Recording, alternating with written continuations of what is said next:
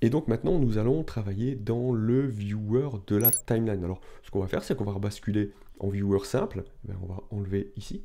Hein, voilà, donc on n'a plus que le viewer de la timeline.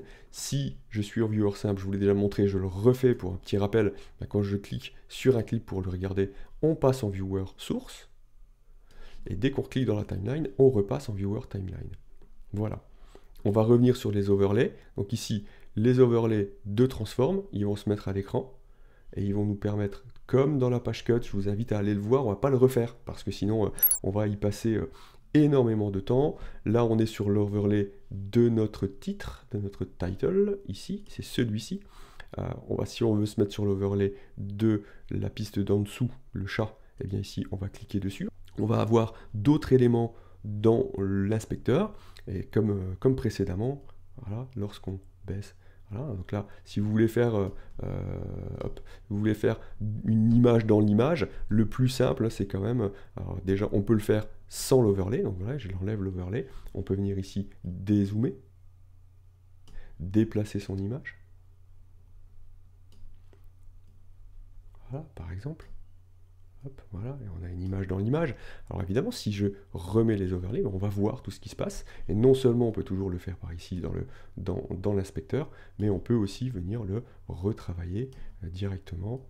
Hop, ça c'est toujours mon point d'ancrage. Et on peut venir simplement voilà, déplacer notre image dans l'autre image. Voilà, et on voit tout ici à l'écran. Le crop, hein, voilà, c'est la même chose, mais enfin c'est pas la même chose, oui, c'est l'overlay de crop directement dans notre viewer. Hop, voilà. D'accord. Alors si maintenant je fais ça, c'est mon crop qui change, qui bouge de place, hein, d'accord, hein, on est d'accord. Alors que si je veux revenir à mon transform, soit je reviens ici, je prends le transform, et là j'ai rechangé mon transform. Ok. Je peux à nouveau agrandir, rétrécir, hein, ou alors je le fais directement, le cropping il est là, dans l'inspecteur, je viens cropper, hein, d'accord. Voilà, on a bien compris le principe. Et puis, le zoom dynamique, on l'a déjà vu aussi dans la page cut, donc je vous laisse retourner dans la page cut pour regarder notre dynamic zoom, il est là, hein, on peut l'enclencher et le supprimer. Et puis on a les overlays des effets, alors là évidemment il n'y en a pas, donc il va rien nous montrer, mais on verra ça certainement plus tard. Les overlays fusion, les annotations, on l'a fait tout à l'heure, on l'a vu, et puis le smart reframe, on le regardera peut-être pas, j'en sais rien, c'est une exclue du studio, on verra si on l'utilise et si on en a besoin. Je vais revenir ici, je vais enlever mes overlays et je vais rester sur mon clip, tout remettre à zéro. Et normalement, notre clip devrait revenir à sa position initiale. On peut toujours évidemment faire je vais le faire. Voilà, si j'étais ici, là je suis passé par la remise à zéro du transform et la remise à zéro du cropping. Si je reviens en arrière, je viens cliquer ici dans les options de mon viewer, je fais reset et il reset la totalité des actions que j'ai menées depuis mon inspecteur. Je vous propose maintenant de parler du trim mode. Voilà, il est ici, trim edit mode, le mode trim ou la lettre T. Donc vous voyez ici, on est sur, là c'est le mode de sélection, hein, donc je sélectionne un clip, je le bouge, je le déplace, hein, vous avez vu, je le passe, je le change d'endroit, etc. Ici nous avons le mode trim qu'on enclenche avec la lettre T. Et lorsqu'on passe en mode trim, notre curseur change de forme, il n'est plus du tout en mode flèche. Le mode sélection c'est A et le mode trim c'est T. Donc en fait on va pouvoir basculer de mode trim avec T, on revient au mode sélection avec A, mode trim, mode sélection, voilà. Donc si je suis en mode A, vous voyez ma flèche elle a une forme de flèche. Si je viens en mode T, mon curseur change de forme parce qu'il va permettre de trimer dans la timeline. Alors qu'est-ce que c'est que trimer dans la timeline? C'est lorsque je viens sélectionner un élément, ici, vous voyez, il ramène tout avec lui. Tout ce qui est derrière, on est passé en mode trim. Je vous le refais, si je passe en mode normal et que je viens raccourcir ce clip, il raccourcit tout seul. Vous voyez bien, la timeline ne trime pas, elle reste fixe, elle ne bouge pas. Et si je passe en mode trim avec la lettre T, eh bien ici, lorsque je vais tirer, ici, vous voyez, il va ramener la totalité de la timeline derrière lui. Si je vais de l'autre côté, il va faire pareil, il va ramener l'arrière de la timeline avec lui. Donc, si je raccourcis par l'avant, il ramène l'arrière de la timeline. D'accord? Ça, c'est pour le mode trim. Donc, ça marche ici aussi, évidemment, hein, ça marche là. Donc, si je viens tirer, il ramène le reste de la timeline. J'annule toujours avec commande Z hein, pour que vous revienne toujours à l'état de départ. Et ici, c'est pareil, si je viens trimer, hop, il ramène toute l'arrière de la timeline. Ah, tiens, là, je vais m'arrêter là, je vais le laisser. Je ne vais pas annuler cette fois-ci cette commande-là.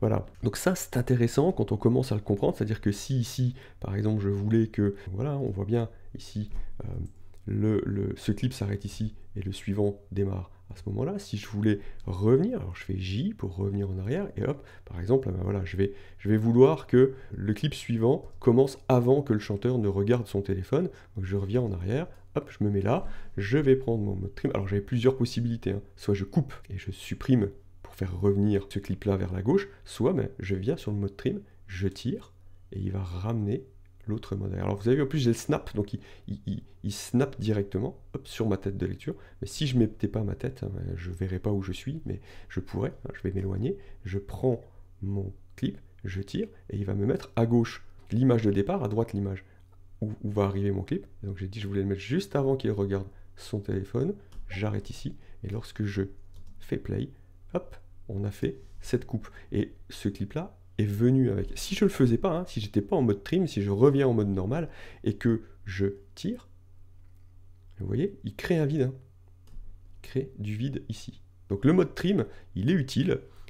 Il nous permet vraiment de pouvoir travailler en ramenant tout ce qu'il y a derrière notre timeline avec nous. Lorsqu'on est en mode trim aussi, vous voyez, là quand je passe sur le clip, il ne se passe rien. Hein, je passe juste dessus, hein, mais je ne clique pas, il ne se passe rien, ma souris reste en forme de souris.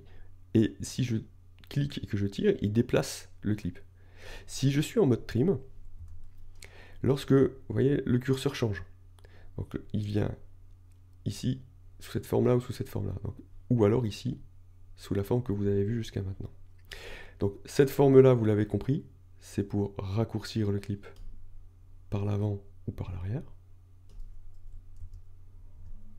Et cette forme-là, c'est pour faire glisser le clip à l'intérieur de la place qu'il a. Alors je ne vais pas le faire avec celui-ci, il est trop grand, on ne verra pas. Je vais le faire toujours avec le clip du chat. Lorsque je clique ici, vous voyez, il me dit qu'à gauche, il reste de la place, à droite, il reste de la place, et je vais glisser le clip à l'intérieur. Donc là, de plus 1 seconde, là, de moins 13 images, etc. Bon, on va le mettre comme ça, par exemple, à plus 11, on lâche. Donc il s'est déplacé à l'intérieur de son cadre de 11 images vers la gauche, hein, vers l'avant. D'accord? Et si ici, donc là c'était cette forme-là de curseur, si je viens sous cette forme-là, ici, on va le glisser sur la timeline, mais dans ce qu'on a comme clip en dessous. On n'est pas complètement libre.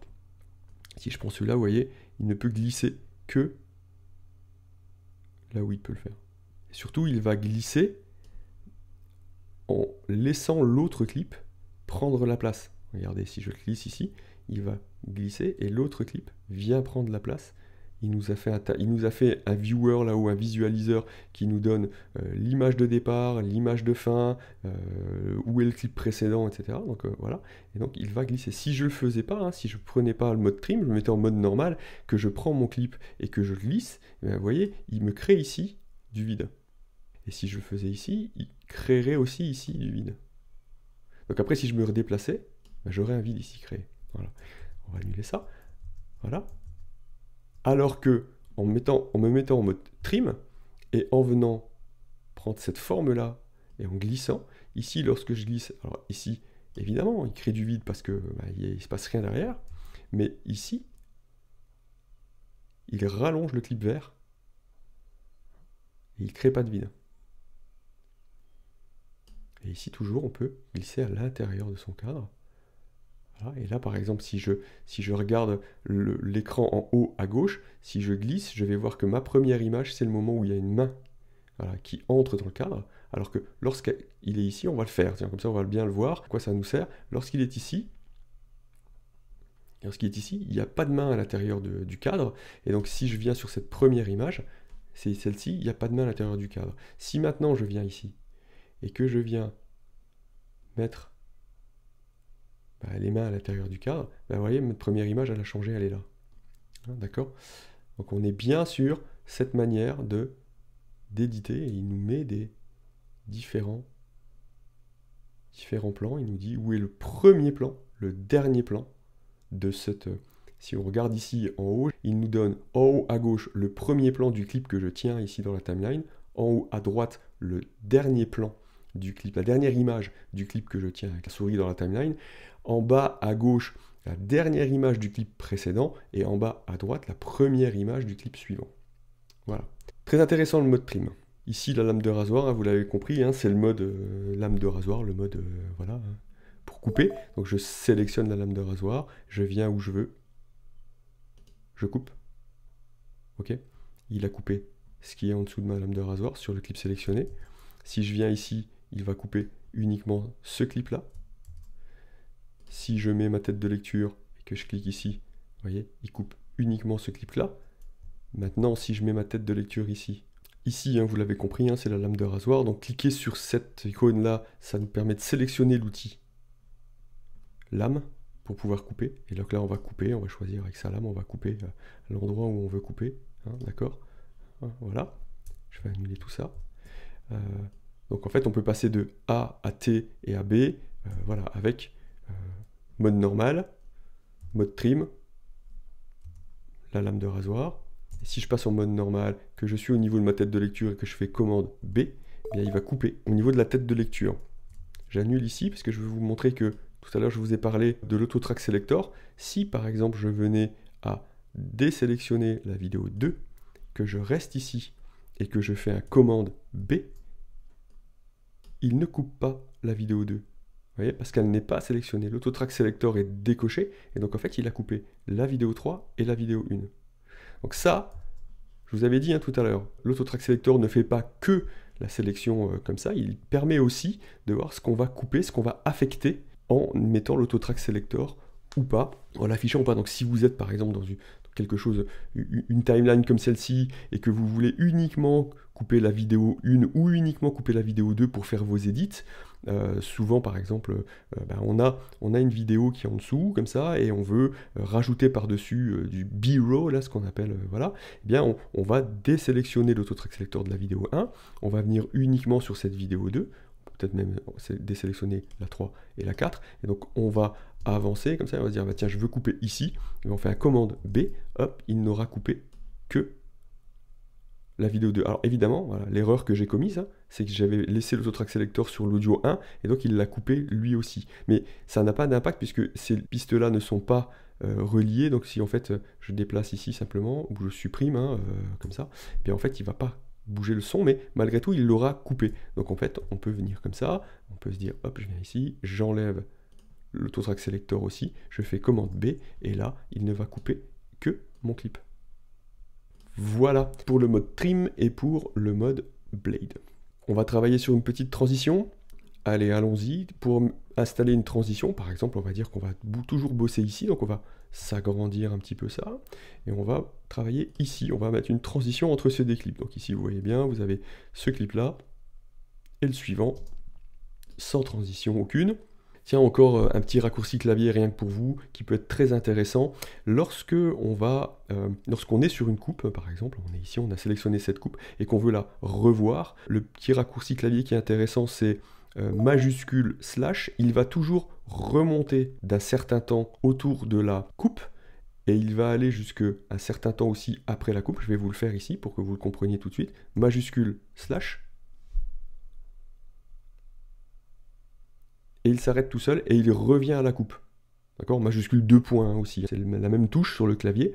Alors, ici il remonte de 2 secondes, et il va 2 secondes après la coupe avant de revenir à sa place, parce que c'est quelque chose qu'on a décidé et qu'on a sélectionné dans les options. Donc retournez dans la vidéo, je vous mets la référence pour aller voir. On a choisi, moi j'ai choisi 2 secondes, et donc à chaque fois que je vais faire majuscule /, il va faire comme ça, il ne va faire play que sur cette petite sélection, et donc ça va être très utile, plutôt que de remonter avec sa tête de lecture, de faire play, de laisser tourner, et d'attendre, et de refaire stop, etc. Et bien à chaque fois, on peut revenir, majuscule /, et il tourne toujours autour de cette coupe. Donc maintenant qu'on est là et qu'on a cette coupe, elle est sélectionnée, on va venir ici dans les effets, voilà, à la place du Media Pool, on va venir sur les transitions vidéo. Vous voyez qu'il y en a un certain nombre, hein, voilà, tout ça c'est des transitions qui sont par défaut dans le Resolve, hein, voilà. Après, il y a des transitions que j'ai installées ici, là, mais avant, il y a plein de transitions qui sont du Resolve directement dans le Resolve. Et donc, il y a plusieurs méthodes pour appliquer une transition. La plus simple, c'est déjà de la prévisualiser simplement en glissant dessus sans cliquer. On va voir un petit peu ce que ça peut donner. Là, c'est... Voilà. Le dissolve, le smooth cut, vous voyez, il va déformer l'image. Voilà. Et puis après, on a en forme de flèche, on a en forme de croix, etc. Il y en a un certain nombre. Ici, on a les barres d'or. Voilà. On va pousser une image. On va prendre celle-ci, tiens, ça va être intéressant de travailler celle-ci. On va prendre la push. Donc soit on la prévisualise et ensuite on double-clique, il va l'appliquer tout de suite. On peut aussi la prendre et la glisser. Et le raccourci clavier pour appliquer une transition, c'est commande T, mais il va appliquer, même si on a sélectionné celle-ci, il va appliquer la transition par défaut. Donc regardez, ici c'est la push qui est sélectionnée, mais si je fais commande T, il a appliqué un cross dissolve, parce que le cross dissolve, c'est la transition par défaut. Ici, elle est sélectionnée pour être la transition par défaut. Donc, à chaque fois qu'on fait un commande T, c'est la cross dissolve qui va aller appliquer. Alors, vous pouvez changer cette transition par défaut. Je pense qu'on fait un clic droit et on la décide comme étant la transition standard. Alors, on va faire le test pour que vous voyez. Donc voilà, ici, donc on voit bien, hein, je vais revenir en arrière, voilà, je supprime, je fais commande T, il met bien cross dissolve. Je reviens en arrière, je vais prendre, tiens, la flèche, je fais un clic droit, je lui dis que c'est maintenant celle-ci qui est ma transition standard, je la sélectionne, vous voyez, elle est devenue rouge, donc même maintenant, si je me mets sur le cross dissolve, mais que ici je fais commande T, il m'a mis bien une flèche. On va relaisser celle-ci, hein, parce que c'est celle qui nous intéresse. Donc j'ai dit que je prenais une push, je vais la glisser ici, voilà, elle est ici. Lorsque je la sélectionne dans l'inspecteur, vous voyez, il me donne les informations de la transition, hein. Donc en fait, on peut travailler la vidéo, l'audio, les effets, etc. Mais là, c'est une transition qui est sélectionnée, donc il est allé nous mettre la transition. Il nous dit de quelle transition il s'agit. Avec ce menu déroulant, j'ai toutes les transitions qui sont installées. Transition de Resolve, hein, pas les autres. Et donc je peux aller changer, par exemple. Je pourrais dire, bah non, c'était un push, mais ça ne m'intéresse pas. Je voudrais les barres d'or, c'est celle-ci, hein, on a une de chaque côté. Eh bien, ok, on va changer. On va passer en barre d'or. Et il est passé en barre d'or. Ok. Voilà. On peut les choisir comme ça. Si je mets une boîte, voilà, il va le faire à chaque fois. Ok. Donc on va revenir sur notre push. Elle est là. Voilà. Elle dure 1 seconde, soit 25 frames, puisqu'on est à 25 frames par seconde. D'accord. On peut ici la remettre en durée, on peut dire que c'est la durée par défaut. La durée par défaut, c'est 1 seconde. Là aussi, c'était choisi dans les options, dans les réglages qu'on a fait. Maintenant, je pourrais lui dire que je vais la faire durer 2 secondes. J'ai tapé 2 pour seconde. Ici, elle dure 2 secondes, donc elle va être plus longue. Voilà. Je pourrais lui dire de durer 5 secondes si j'ai la place. Et il ne veut pas, parce qu'il me dit... Tiens, elle ne peut durer que 4 secondes 4. Alors qu'est-ce qui se passe? Vous voyez ici, si je viens ici, je me mets en mode trim et que je clique sur mon clip, vous voyez que la petite case me dit il n'y a pas plus. Il n'y a pas plus de clips ici, on ne peut plus. Donc cette transition ne peut pas durer plus de 4 secondes 4. Maintenant, si je décale mon clip, que je viens ici, voilà, j'ai fait 1 seconde de plus. Donc techniquement, maintenant, si tout va bien, si je fais 5 secondes, elle va être d'accord. Voilà, là, elle peut maintenant, puisque j'ai de la place derrière mon clip. Avant, j'en avais pas. Et donc je ne pouvais pas la faire durer 5 secondes. Maintenant, là, elle dure 5 secondes. Voilà, elle est très lente. Voilà. On change la durée ici. Donc je vais revenir en mode normal. Ici, on peut changer évidemment le nombre de frames. Donc on va revenir à 2 secondes par exemple, hein, 50 frames. Voilà, notre transition vient de changer. On peut changer son alignement. Là, ici, elle est au milieu de la coupe. On voit bien ici. Elle est centrée. On peut la mettre à gauche de la coupe, ici, ou on peut la mettre à droite de la coupe. On va revenir au centre. Le preset, c'est qui pousse à gauche. D'accord? Ça vient de la gauche et ça pousse comme ça. On peut évidemment l'inverser, la faire venir dans le sens inverse, venir de la droite, du haut, vers le haut plutôt, ou vers le bas. Voilà. On va revenir sur le défaut. Voilà. On peut y mettre une petite bordure, petite ou moins petite. Donc voilà, on peut mettre un petit peu de bordure entre les deux images. Donc, hop, il va pousser avec une bordure. Voilà. Cette bordure, on peut lui donner une couleur, sur la main noire par exemple, ou rouge pour que ce soit bien visible, très moche mais bien visible. Voilà, bordure rouge. D'accord? Et on peut la faire un petit peu, vous voyez, je ne sais pas si vous voyez, feather ça veut dire plume, donc en fait elle va être un petit peu, un tout petit peu floutée ici, la transition entre les deux images. Voilà. On peut y mettre du motion blur, hein, du flou de bouger, vous voyez? Vous voyez, mes deux images, elles deviennent de plus en plus floues. On peut choisir ce flou. Donc, si je mets du flou au taquet, lorsque la transition va commencer, ça va être flou jusqu'à ce qu'elle se termine. Voilà. On peut en mettre plus ou moins. D'accord? Pas du tout. Et ensuite, on a les options de ease. Donc là, ici, il n'y en a pas. La transition, elle est à une vitesse stable. Elle démarre et jusqu'à la fin. Et on peut lui dire d'avoir un ease in, out, in et out, ou alors après on peut le customiser. Donc si on dit in, ben en fait elle va démarrer lentement et terminer très vite. On voit, il le dessine ici. Hein, voilà, donc, hop. Voilà. L'inverse évidemment avec un is out.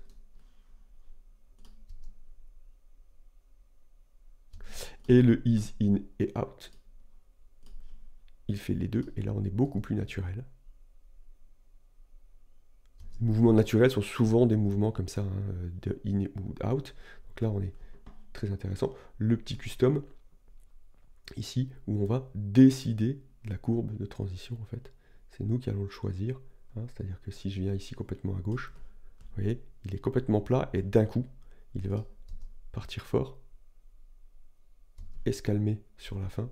Alors, j'ai remis à 0 la transition custom parce que il va créer des points clés et les points clés on les verra à d'autres moments, les keyframes.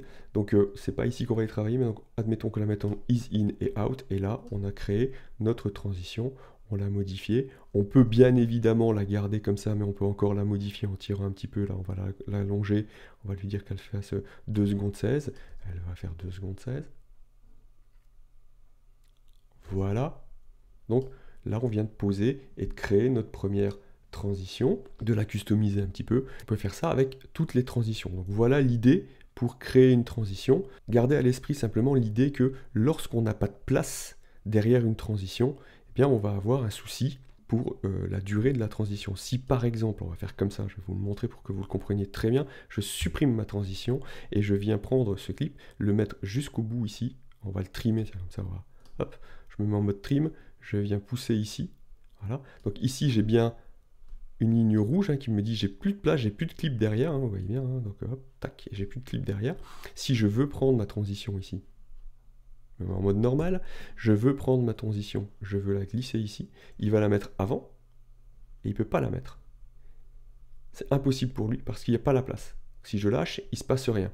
Si je sélectionne les deux, maintenant, comme ça, que je viens prendre la transition, que je veux la mettre, il ne veut toujours pas.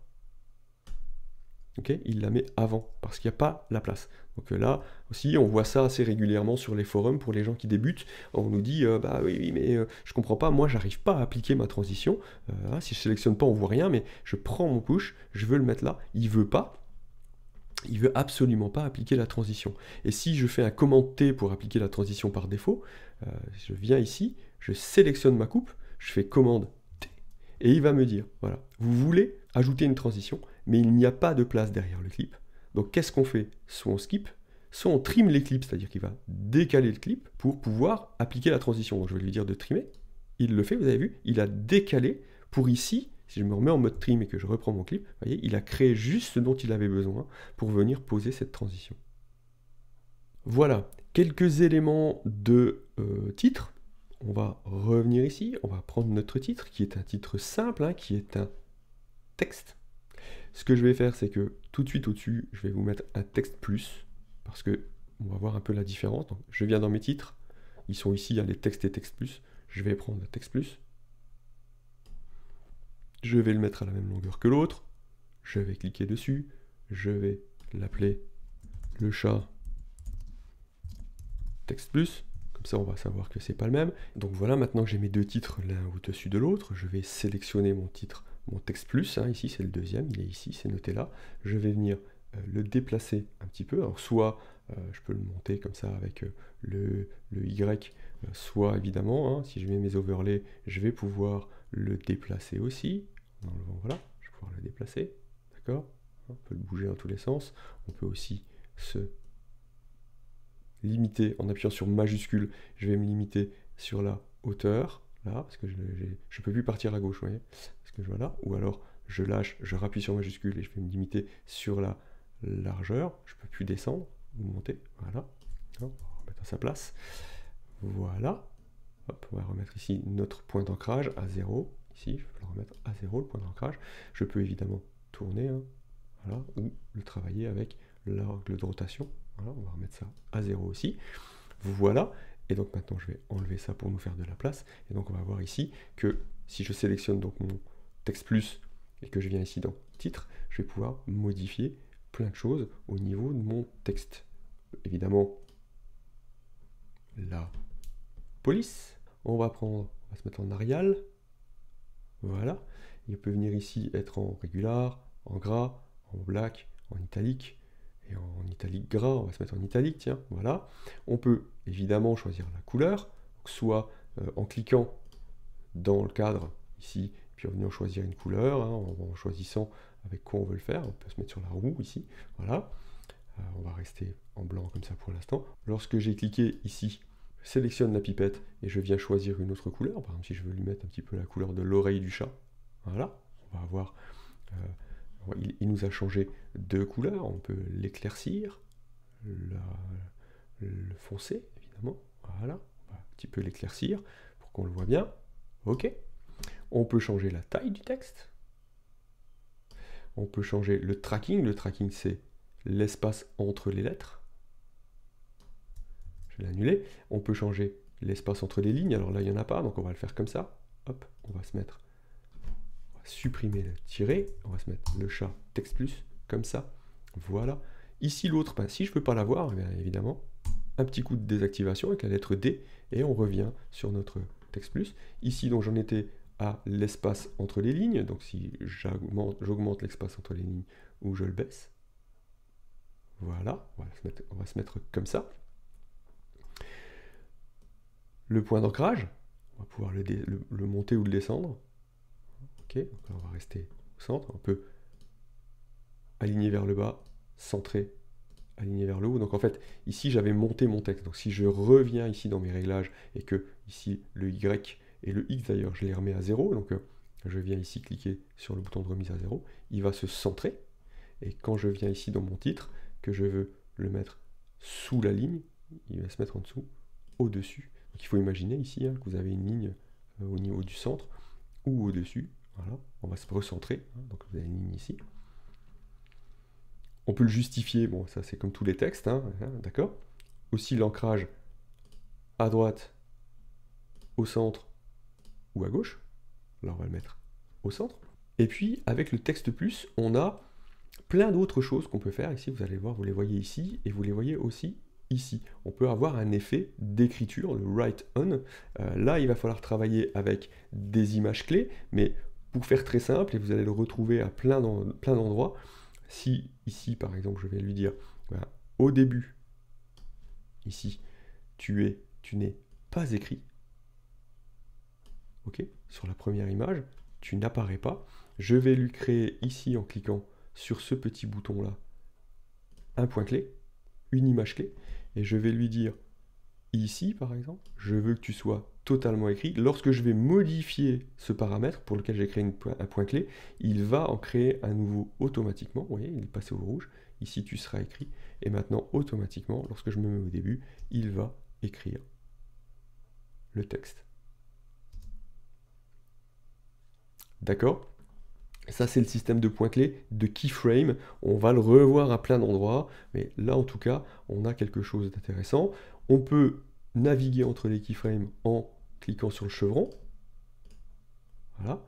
Et on peut supprimer une keyframe en recliquant dessus. Je vais revenir à la précédente et je reclique dessus. Et là, maintenant, on est à 0, il n'y a plus d'effet. Si je le remets, voilà, il n'y a plus l'effet d'écriture.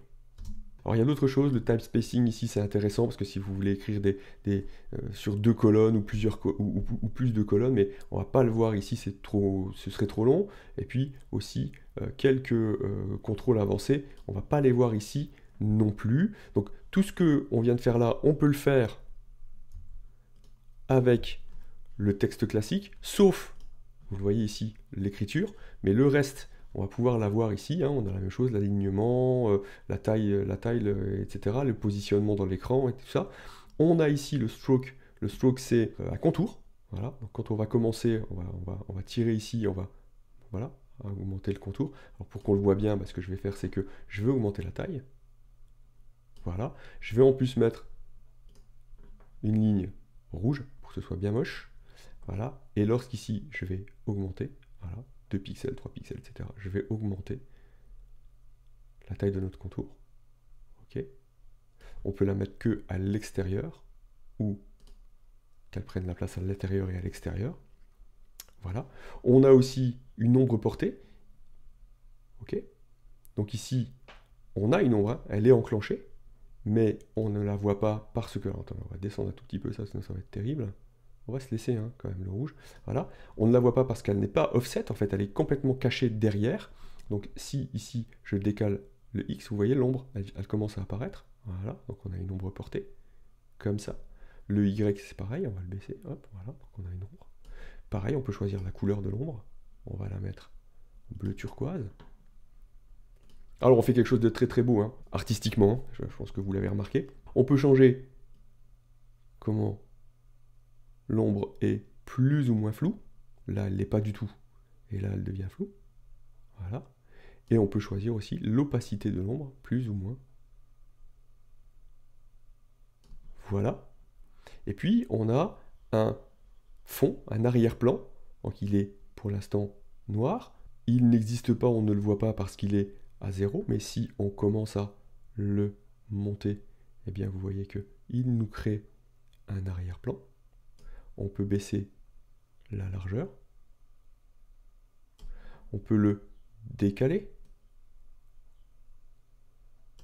On peut choisir la rondeur de sa bordure. Voilà. On peut l'allonger un tout petit peu et le décaler un petit peu vers la droite pour qu'il soit bien centré.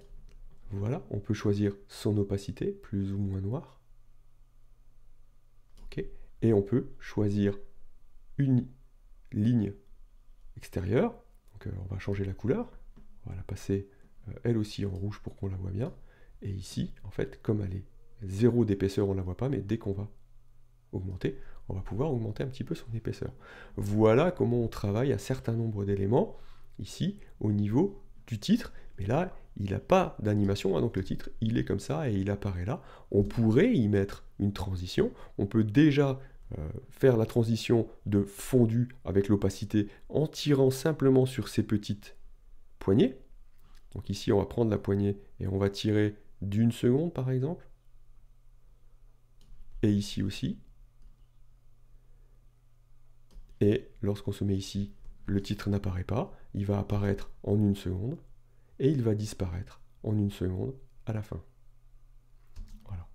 Simplement en tirant des poignées. Alors maintenant, celui-ci, on va le désactiver. On va revenir sur notre texte précédent. Parce qu'on est sur un titre plus. C'est intéressant d'aller voir ce qui se passe ici dans le titre plus. Donc ici, on avait tout ce qui concernait l'écriture et puis l'animation de l'écriture. Si on vient sur Layout ici, on va venir pouvoir commencer à travailler aussi des décalages, hein, le centre en X et en Y. Alors, je vais les remettre à 0 et je vais nous mettre les overlays parce que c'est là où ça va être intéressant de voir que ici, si je viens dans Layout et que je décale le texte, c'est le texte qui se décale dans l'image. Ok. Mais si je viens ici dans les réglages et que je décale le texte, Vous voyez, ici, c'est toute l'image qui bouge. Alors, qu'est-ce que ça change? Ben, ça change que, par exemple, si je fais bouger toute l'image ici, et que je viens ici dans mon titre, et que je décale mon centre, ben, il va disparaître. Alors que si je reviens là, et que je reset ma position, il est là, d'accord? Donc là, il faut être attentif, si vous ne mettez pas les overlays, et que vous êtes ici déjà à gauche, venir le décaler ici, vers la droite, à un moment, ça va le faire sortir. Là, non, parce que, voilà, il n'est pas décalé, hein, mais je vais vous montrer comme ça. Si on met les overlays, ici, de venir le décaler, comme ça.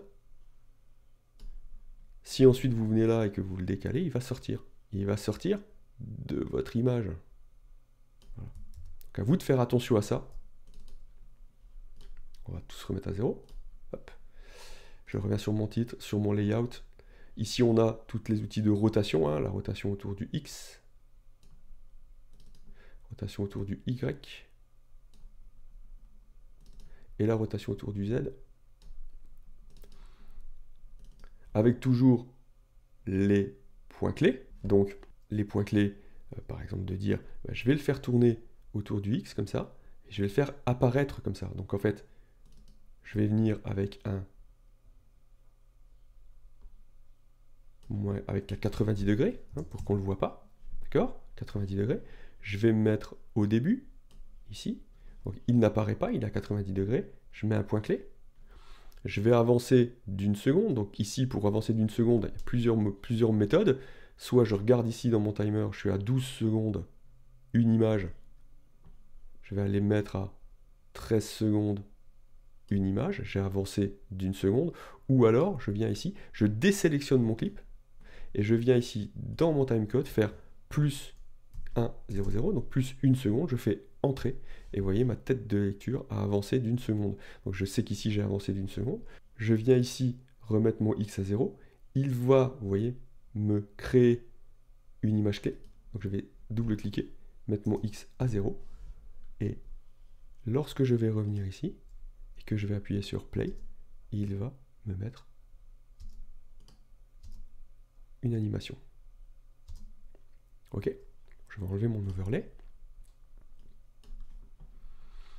On a un petit background aussi là, hein. Donc ici avec le chevron on va ouvrir, on va pouvoir travailler les options de couleur. Si je mets du rouge, ben, on va avoir un arrière-plan rouge, mais du vert on va avoir un arrière-plan vert. Si je viens décider de choisir ma couleur, voilà, on peut choisir la couleur et l'opacité de notre fond du titre.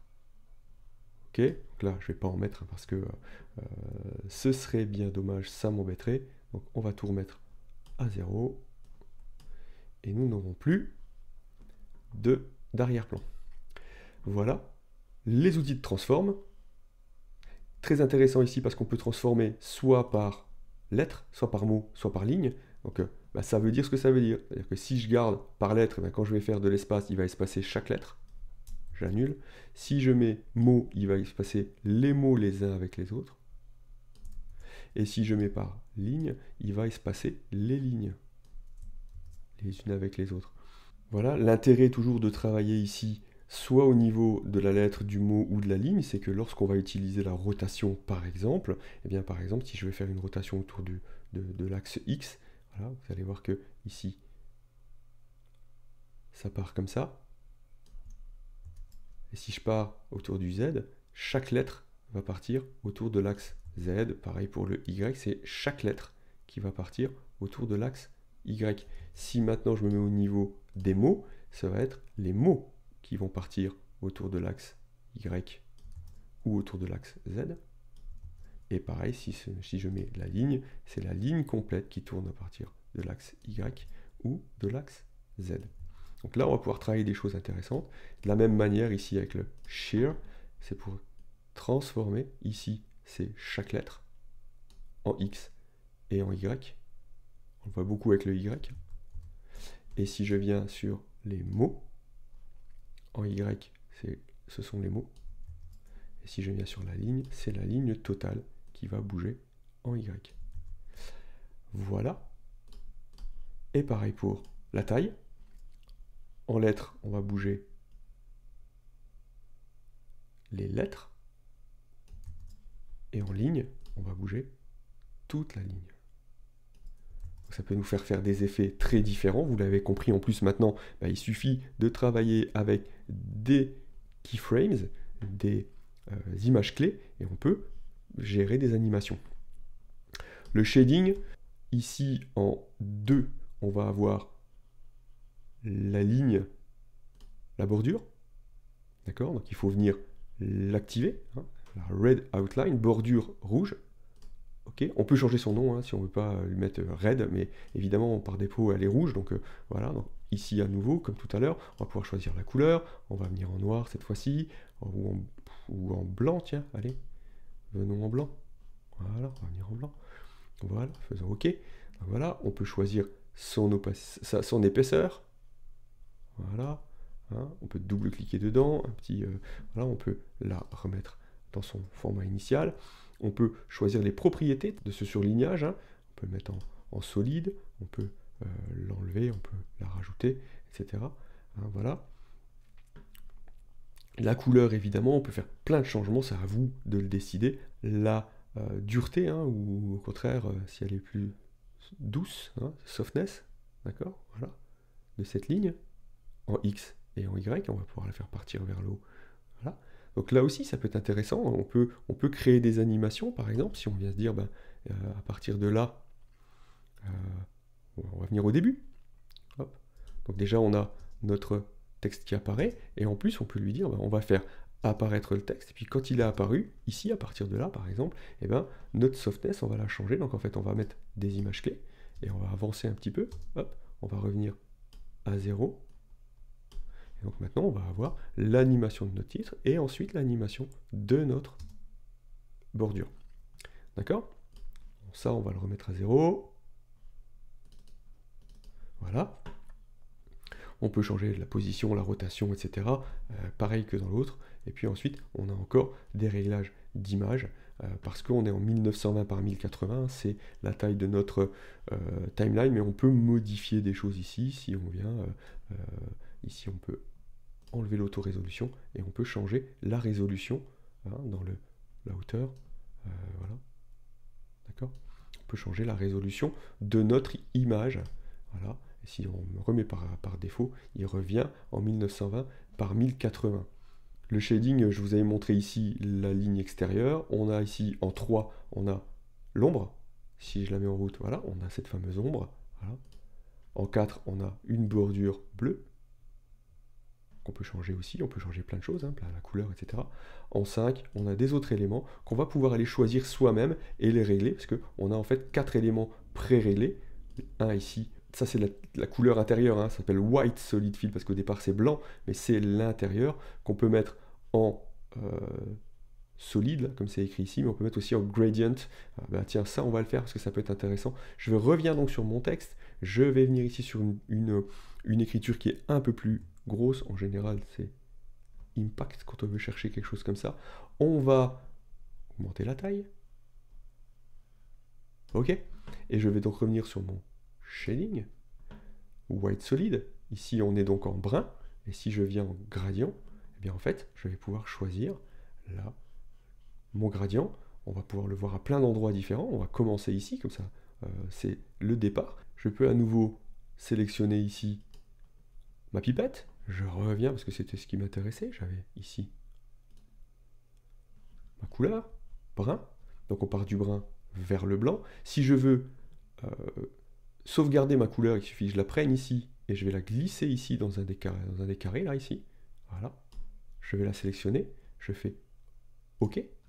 Ici, j'ai du brun vers le blanc. Et évidemment, je peux ramener mon blanc ici complètement vers le brun. Ou l'inverse, je peux ramener le brun vers le blanc. Ok. Je peux changer. Si je clique sur le triangle et je viens ici, je viens changer. On peut passer au noir, on peut passer au bleu, on peut faire ce qu'on veut. Voilà. On peut passer au rouge. On va rester au blanc, ça peut être intéressant. On peut rajouter des points. Donc je vais ramener mon brun ici, mon blanc là, et je vais cliquer, faire plus. Ici, il m'a rajouté un point. Ce point-là, je vais lui dire que je le veux bleu.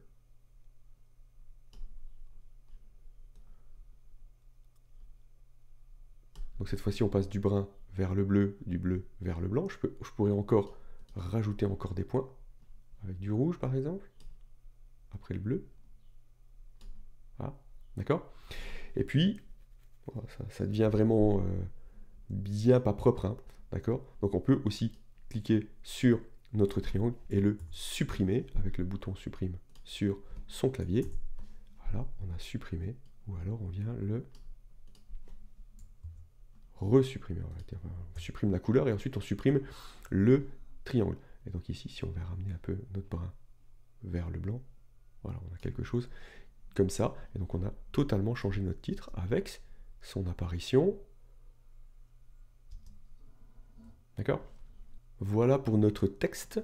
Et pour le texte plus, alors évidemment, des textes, il y a déjà des pré-réglages, des presets hein, dans le Resolve, hein, avec voilà, hein, plein de choses. Et à chaque fois, on peut en fait utiliser l'animation qui existe déjà, le scroll par exemple ici, voilà. On peut utiliser l'animation qui existe déjà et la modifier complètement. Si je prends ce scroll là, on va le faire très vite parce qu'on a bien passé déjà du temps sur le texte. Ici, je viens ici. Voilà, si je fais play, voilà, vous voyez que le texte, il va passer sur la totalité de l'écran sur sa durée. Je vous rappelle que la durée par défaut c'était 5 secondes. Si je le raccourcis ici, je vais le faire passer à 4 secondes, hein, moins 1 seconde, il va passer sur la totalité de l'écran en 4 secondes, donc il va plus vite, d'accord? Et ici, voilà, pareil, je le sélectionne, je viens ici dans mon titre, je vais dire le concert cette fois-ci, puisque c'est plus le chat, sans faute, c'est mieux. Ok? Et puis, de la même manière, on va pouvoir modifier plein de choses comme on l'a fait tout à l'heure, mais voilà, vous avez ici, hop, changer. Et un truc très simple, parce que là, ça passe devant la tête du chanteur, donc on va venir simplement s'aligner. Voilà, et on a notre titre qui passe devant en 4 secondes. Voilà, donc on peut prendre des presets et travailler à la totalité des éléments, ou alors partir d'un texte plus ou d'un texte et créer son animation depuis zéro. Voilà pour l'application d'un titre. On va simplement appliquer un générateur pour qu'on voit bien la différence. Donc je vais juste enlever ce titre-là et je vais venir insérer un générateur ici. On va simplement prendre Solid Color. Donc si, quand je passe dessus, on voit bien qu'il ne se passe rien. Si je clique sur d'autres, enfin je clique pas, je glisse ma souris sur d'autres, il se passe autre chose. Mais Solid Color, il ne se passe rien parce qu'en fait, c'est un fond noir, je viens le mettre ici, je viens le glisser hein, entre mon titre de chat et l'image du chat. Je le mets de la même longueur. Ici, on voit bien, voilà, on voit plus que le texte, le chat, on voit plus notre chat en dessous. Donc ici, Solid Color. Donc déjà ici, en cliquant à droite, on va pouvoir lui changer sa couleur. Ok, voilà. On va rester sur le purple, ça on le voit bien. Simplement en revenant ici dans les réglages, on peut jouer sur l'opacité, donc on va commencer à revoir l'image de fond, tout en gardant notre violet. Okay. Si on change son mode de composite, c'est pareil, on va avoir des différences. Je vais les glisser, voilà. Ok. D'accord. Donc alors je vais les mettre en screen, parce que c'est celui qu'on va utiliser le plus souvent. En écran, voilà. On va baisser un petit peu son opacité. Et donc, on va pouvoir aussi, si on décide de le cropper, eh bien on va pouvoir se créer une boîte autour de notre texte, à l'arrière de notre texte. Donc en fait, on peut venir soit avec nos overlays ici de crop, et vous l'avez compris, on peut venir aussi, évidemment, ici sur notre cropping, on peut monter comme ça, on peut monter le bas, comme ça. Voilà. On peut y mettre un petit peu de softness. Voilà. Et si j'enlève mon overlay, voilà, on va avoir cet effet-là. Ok. Alors, ça c'est pour le générateur. Alors les générateurs, ce sont des choses comme ça, hein, ce sont des choses animées. Moi il y en a plein ici. Donc ici on a le gradient de 4 couleurs, d'accord. Ici donc on va supprimer celui-ci, on va prendre notre gradient 4 couleurs, on va le mettre à la place, voilà. Et ici, on va pouvoir venir travailler notre générateur avec nos 4 couleurs. Voilà, on peut choisir, on va changer très rapidement là. Vous avez compris le concept, hein. Donc maintenant, on va faire ça très rapidement. Voilà, on peut changer le centre pour le X, pour le Y. Et donc ça peut venir nous faire tout de suite quelque chose de très différent. Et donc de la même manière que tout à l'heure, on peut venir dans nos réglages, on peut travailler notre crop et très gentiment notre softness pour amener quelque chose d'un petit peu flou. Et voilà, alors évidemment artistiquement c'est très discutable, mais c'était pour que vous compreniez les techniques de modification et la différence entre un générateur et un titre. Et là vous avez quelques éléments de compréhension. Alors ce titre là, pour éviter qu'il soit vraiment trop moche, on va se le désactiver. On va passer maintenant rapidement sur les effets, puisque c'est le même concept et que je pense que vous l'avez bien compris. Donc un effet, en fait, on va aller le choisir ici dans notre onglet effet. Alors on va d'abord prendre un effet assez simple pour que vous voyez directement comment il s'applique. Imaginons que nous voulions dire ici que le chat nous appelle, on a un appel FaceTime. Voilà. Je ne clique pas, je passe simplement ma souris dessus et il nous l'affiche, il nous montre ce qu'il fait. Et ça, c'est parce que ici, nous avons l'Overscrub Preview qui est installé. Si nous le décochons, j'ai beau passer dessus, il ne se passe plus rien, hein, voilà. Donc ça aussi, si jamais ça ne marche pas chez vous, venez ici dans le menu Options, vous mettez l'Overscrub, et hop, on est repassé. Hein, voilà, donc, hop. Et là, je prends mon effet, je le jette sur la vidéo, hein, du chat, ici, et il le prend, il nous l'installe immédiatement. On retrouve, lorsqu'on sélectionne notre clip, dans l'inspecteur ici, les éléments de la vidéo, et ici, l'onglet Effet. Et lorsque je clique dessus, ici, nous allons pouvoir commencer à modifier les éléments qui sont modifiables dans cet effet. Donc, par exemple, on va faire très très simple, et, il faudra travailler ça comme vous le souhaitez. La couleur de fond, pardon. Donc ici, on va prendre, on va la changer, on peut mettre du noir, on a la couleur de fond qui vient en noir, quoique c'était peut-être plus simple en gris, on va le laisser, et ensuite on peut changer le bouton d'appel, qu'on pourrait mettre vert par exemple, puisque voilà, c'est un bouton d'appel, on passe en vert, etc., etc. Chaque effet a ces éléments qu'on peut modifier et ceux qui ne sont pas modifiables. L'effet est ici. Si je veux, je l'ai travaillé, hein, vous voyez ici j'ai changé la couleur, petit logo d'appel, je reviens dans mes effets, je vais changer le fond quand même, pour que vous voyez bien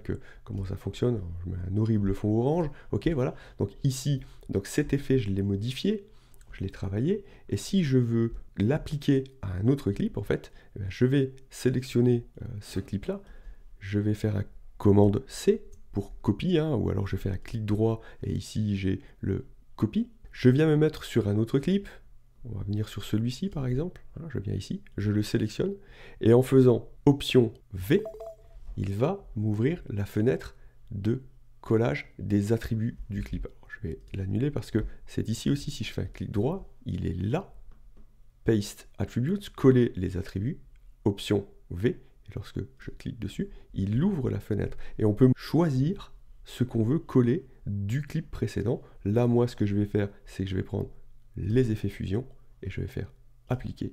Et il a appliqué l'effet de l'autre clip avec les modifications que je lui avais appliquées. On va annuler ça. On va venir ici. Pour supprimer l'effet, eh bien, on va cliquer sur sa tab et on va cliquer sur la corbeille et on va supprimer cet effet. Voilà. Ici, il n'y est plus puisque j'avais annulé, et ici, il n'y est plus non plus. Un autre effet rapidement, l'OpenFX, parce que c'est pour que vous puissiez voir aussi comment on peut modifier des choses avec les overlays. Donc par exemple, je peux prendre le radial blur, par exemple ici, je viens le glisser, je l'applique. Vous voyez, il a appliqué un blur radial. On va évidemment pouvoir modifier des choses ici, hein, dans l'onglet Effet OpenFX. Et puis, si je viens mettre mon overlay, vous voyez ici vous avez un overlay, c'est bien à ça que ça sert, et en fait en le prenant et en le déplaçant, vous allez pouvoir modifier l'endroit d'où démarre votre blur. Alors évidemment, comme pour les autres choses qu'on a vues tout à l'heure avec les overlays, il est ici, et il est ici en fait, vous allez pouvoir le modifier si je viens me bouger comme ça ici, vous voyez bien qu'ici ça bouge aussi, et pareil, je viens modifier ma position dans mon inspecteur.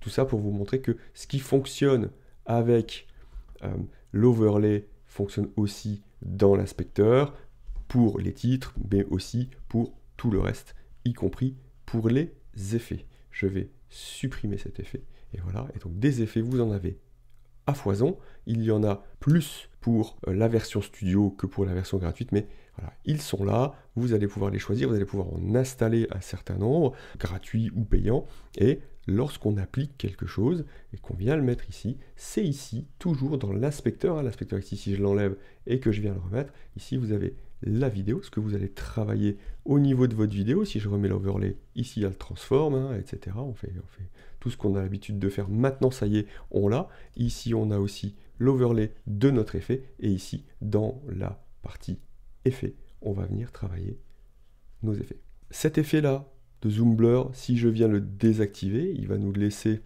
notre vidéo originale en dessous, et je peux le réactiver ou le désactiver. Et donc, je ne suis pas fondamentalement obligé de le supprimer avec la corbeille. Je pourrais simplement le désactiver, le laisser là. Il viendrait ne pas être appliqué, puis je pourrais revenir l'appliquer ensuite si je le souhaitais.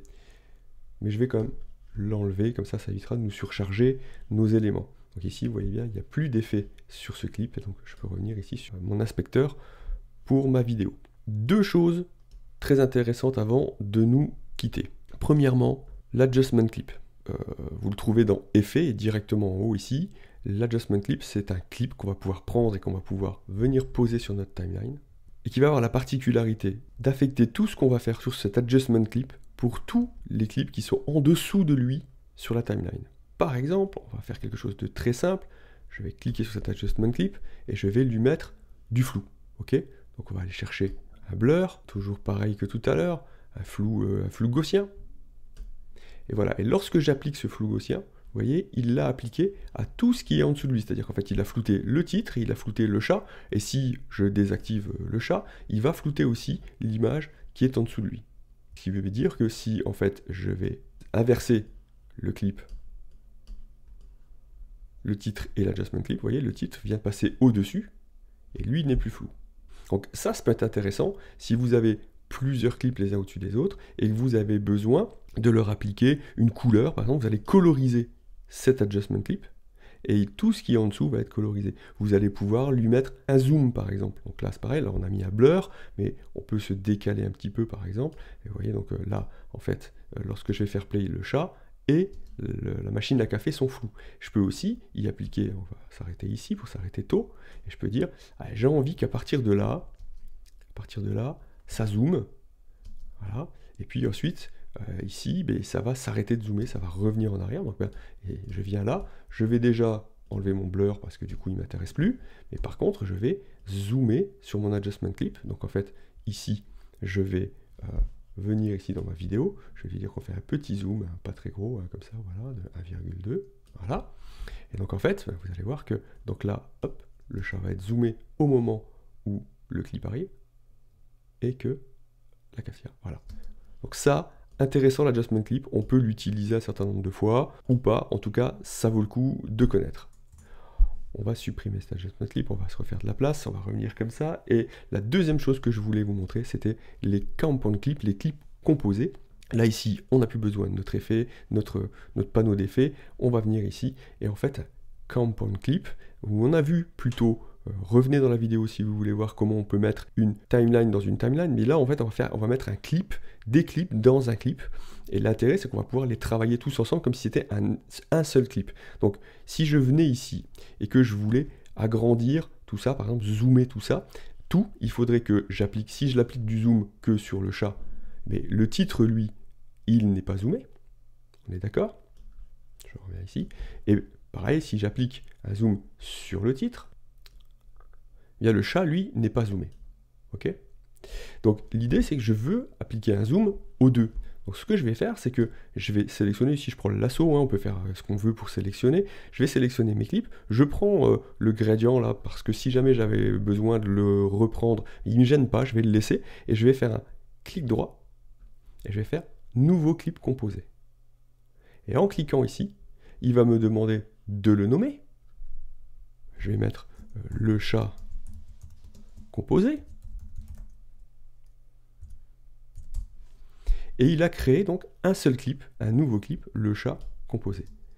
Et maintenant, si j'applique un zoom, si j'applique déjà, ne serait-ce que ici, un petit fondu d'une seconde, et ici aussi un autre fondu d'une seconde, eh bien, il a appliqué le fondu à tout, le chat plus le titre, et il va l'appliquer à nouveau au chat plus le titre. Ok, je peux lui dire, ok, tu vas arriver ici, quand tu es là, tu vas zoomer un petit peu, donc je vais mettre une image clé, maintenant vous savez le faire, je vais avancer un petit peu, je vais zoomer un peu, il m'a créé, comme vous le voyez, une nouvelle image clé, je vais continuer à avancer, et à partir de là, nouvelle image clé, pour ensuite, jusqu'à la fin ici, sur ma dernière image, là, je viens là, ma dernière image, lui mettre, l'avant-dernière en fait, le remettre à 1, il a créé encore une image clé, et donc maintenant, il fait tout ça avec le chat, plus le titre. Et enfin, pour rentrer dans ce clip composé, pour y modifier des choses, on fait un clic droit, et on fait ouvrir dans la timeline. Lorsqu'on ouvre dans la timeline, nous avons une timeline spéciale pour ce clip composé, où on peut revenir par exemple ici, si vous voulez, remettre notre fond, et pour ressortir ici en bas, il nous dit bien que nous sommes dans le chat composé, le clip composé qui est dans la timeline 1, on va double-cliquer sur cette timeline 1, on revient ici, et vous voyez qu'il a modifié notre clip composé directement sur la timeline. Et on peut ensuite, si on fait un clic droit, revenir à notre état classique. On peut simplement lui dire de le décomposer sur place en utilisant les clips. On l'a décomposé et il a reperdu ses attributs de clip composé. Nous ne pouvons pas nous quitter de la page Edit sans avoir joué un petit peu avec le ramping ou encore avec la vitesse des clips. Donc on va aller jouer un petit peu avec ça, on va prendre à nouveau, oh bah tiens, on va aller chercher un nouveau clip, on va le mettre au bout de notre timeline ici, on va venir donc ici, au bout de la timeline, je vais aller dans le Media Pool, hop, voilà, je vais aller chercher peut-être une image, prendre ça peut-être, voilà, si on regarde, alors on va repasser en mode 2 écrans, voilà, ici on a un clip, voilà, de paysage qui avance tranquillement. Ça va nous permettre de travailler un petit peu de manière sympa dans notre page Edit. Donc je prends ce clip, je vais prendre uniquement l'image, j'ai pas besoin du son, de toute façon il sert à rien, puis il n'y en a pas énorme, et je prends ce clip-là. Je viens le poser ici dans ma timeline. Voilà. Ce clip, si on fait un commande D, il va nous donner la durée du clip. Voilà, la durée en secondes, 12 secondes, 2 images. On a la durée en nombre d'images, 302. On peut changer la durée de notre clip. Donc si je viens de lui dire, par exemple, ce clip, il fait 12 secondes, 2 images. Moi, je veux qu'il fasse plus que 10 secondes. Donc je fais 10, 0, 0. Je ne mets pas d'espace, je ne mets rien. Je fais entrer. Mon clip a été tronqué de 2 secondes et 2 images. Je refais commande D. J'ai bien un clip qui fait 10 secondes. Ok, on peut cliquer sur un preset. Hop, 1 seconde, 5 secondes, 15 secondes. Jusqu'à la fin, 12 secondes, 2 images, on fait change et il revient à la bonne taille. Ça, j'ai fait commande D, on peut faire un clic droit et c'est ici, changer la durée du clip, commande D. On peut aussi décider de dire qu'on veut changer la vitesse du clip. On vient ici, on est toujours sur un clic droit, on clique sur changer la vitesse du clip. Nous avons ici la vitesse à laquelle le clip tourne, le nombre d'images par seconde, on est bien à 25 images secondes, on nous dit bien toujours que notre clip dure 12 secondes, 2 images, ça tombe bien, sinon on aurait un petit souci. Et on peut décider, alors, soit de l'inverser, en fait, en cliquant ici, il va passer à moins 100% de la vitesse, à moins 25 images secondes.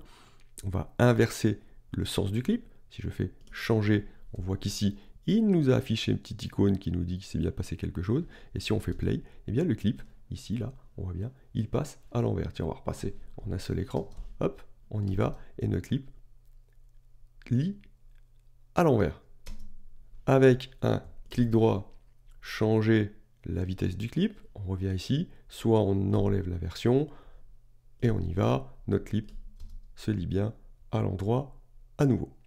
On peut faire autre chose. Parce qu'on peut se dire, par exemple, moi, d'ici jusque, je sais pas, à peu près là, je voudrais que ça aille beaucoup plus vite. Ensuite, qu'on aille à une vitesse normale comme ça pour faire ouvrir un petit peu sur la mer là-bas, voilà, derrière le rocher, et qu'à partir de là, on reparte plus vite pour terminer notre mouvement. Eh bien, on va pouvoir jouer avec ça. Il suffit de faire un clic droit et d'afficher les contrôles de retime, ou alors ces commandes R cette fois-ci. Allons-y, et là vous voyez, nous avons affiché, alors on va se mettre ça bien en grand, ça on va bien voir ce qu'on fait. Voilà, nous avons donc affiché nos commandes de retime. Et donc, je vais venir ici, je vais avancer un petit peu, je vais me dire, tiens, jusqu'ici, ça peut aller vite, et puis ensuite, on va se calmer. Donc, on va ajouter ici un point. Donc, on va ici venir là où il nous dit que vitesse est à 100%. On va ajouter un petit point, ajouter un point de vitesse. Nous avons un point ici, vous voyez, il l'a ajouté ici. Ok ? Et il nous dit que ici, on est à 100%. Et ici, on est aussi à 100%. Donc là, on va pouvoir changer cette vitesse de plusieurs manières. Soit, en fait, bien, on va cliquer ici sur le chevron et on va pouvoir changer la vitesse. Donc à 10% pour ralentir, etc. À 100%, c'est la vitesse normale. À 110, à 150 ou à 200. Allez, on va se mettre à 200%. Voilà. Et vous voyez bien, ici, au début, on est à 200%. Donc maintenant, si je me mets au début que je fais play, il va aller très vite et il va s'arrêter d'un coup d'aller vite. Et ensuite, je vais lui dire, allez, viens jusque là à peu près, par exemple. Voilà.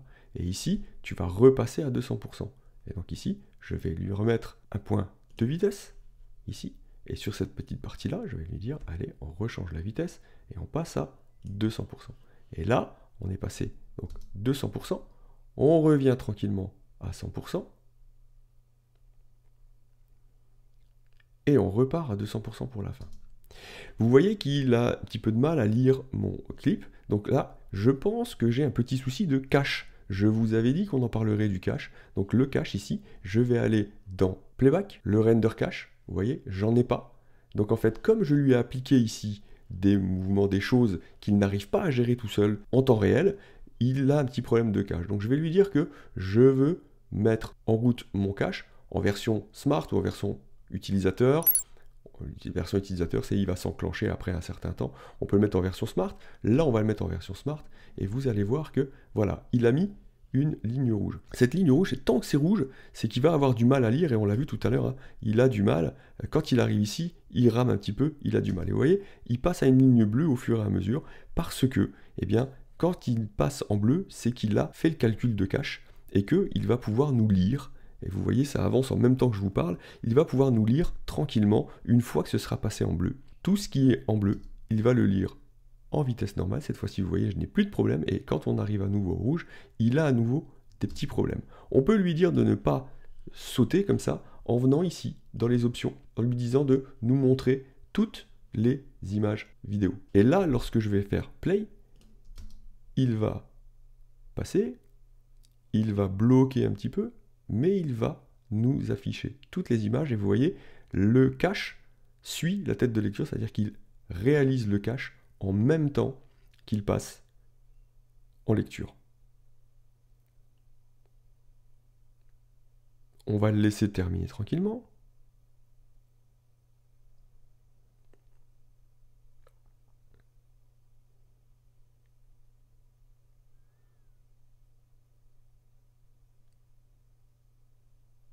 Et maintenant que le cache est réalisé, il suffit de faire play et il va pouvoir nous lire tranquillement la vidéo avec nos effets de vitesse.